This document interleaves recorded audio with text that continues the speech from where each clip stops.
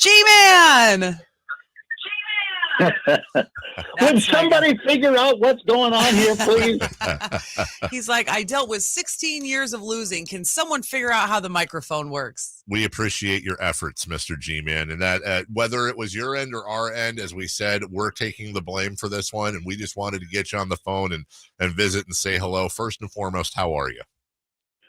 I'm pretty tolerable. I'm trying to get rid of the feedback that I'm getting here from the broadcast that didn't work. I was hearing you guys the whole time. May I add, you're excellent at vamping. Oh, you know, I mean, and the thing is when, and you know this too, when you have years and years and years of covering a team that sometimes doesn't give you a lot to cover on a nightly basis, sometimes you have to learn how to tell a story or two. Nobody knows that more than you, and we mention it all the time. There are 900 billion things that are great about the Kings being the 3 seed right now, but one of our favorites is you've seen a lot of bad basketball. You've seen some good basketball, but I got to imagine your job is so much more fun, G-Man, when they're winning, and you deserve every bit of it. Well, that's kind of you to say that. And yes, I mean, it's certainly not about me. It's for the fans and the Kings, and to see, you know, the rejuvenation, to see, you know, a spark, to see, you know, we're up to 20 sellout crowds. We haven't had 20 sellouts in a season in who knows how long. But it's terrific all the way around. I mean, everybody benefits, and absolutely, I'm loving it. There's no question about it. I'm sure you guys are as well. G-Man, I'm curious for you, what has been the biggest surprise? What has or who has been the biggest surprise this season? I think in terms of surprise is just the fact that this has happened quicker than I would have anticipated. Certainly, we always have high hopes when you have a new coaching regime come in, and the respect that I have for Mike Brown and his assembled staff has just escalated so much over the past 3 or 4 months. But we all know it's a process, and it takes time. And I think, Kayte, I'm surprised at the fact that this team has shown, you know, after that rocky start, that they, in fact, are competitive. And I love the fact that, you know, no matter who you're facing, no matter what arena you're going into, this is the first time in a couple of decades that I feel like we're competitive. Mm-hmm. And I love that feeling. And I remember in the early years, the very early years of the Kings in Sacramento, when I was so frustrated and I so longed, and I told this frequently to visiting announced teams, I envy you because you go into any arena on any given night and you know you've got a legitimate shot to win. Well, that feeling is finally coming back to the mm-hmm. Kings, and I can't get enough of that. Gary Gerould joining us.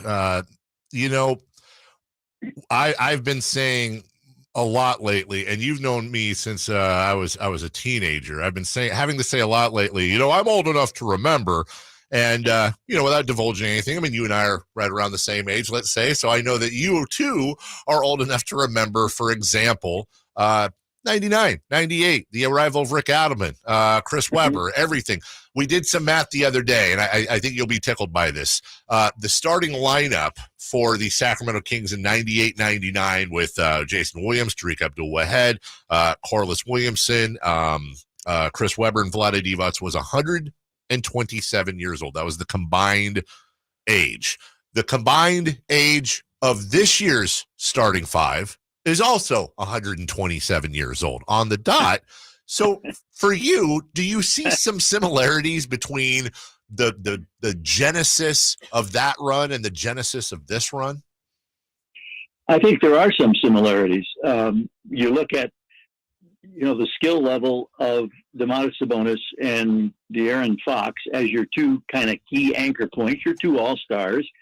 And there are similarities when you look back. It was Chris Webber, and if it was Peja Stojakovic, or if it was Vlade, or if it was Jay Will, there are similarities. And then Rick Adelman, you know, the respect that he commanded and the way the players responded to him, I think is very similar to the way players have responded to Mike Brown and his staff.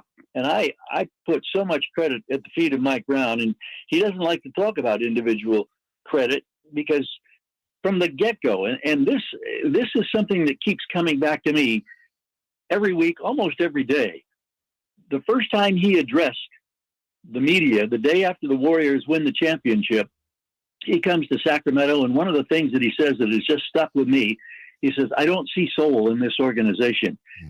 Every organization needs soul. And we're not here just to change the culture. We're here to build soul. And it's not just with the players. It's not just with the front office. It's not just with the medical staff. It encompasses every facet of the organization. And we're seeing that come to fruition. And I love that. And I love the fact that he demands accountability, that he is not afraid to publicly challenge his players on different occasions.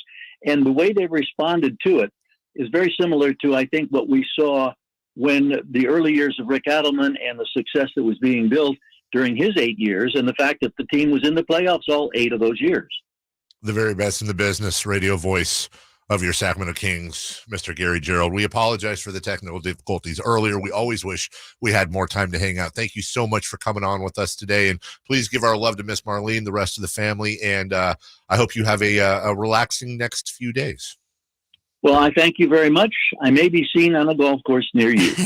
Well, don't worry. You Enjoy. you won't have me as the comic relief, but we need to get out there very soon. All right. Thanks, guys. Thank you, sir. That is the G-Man, Gary Gerould.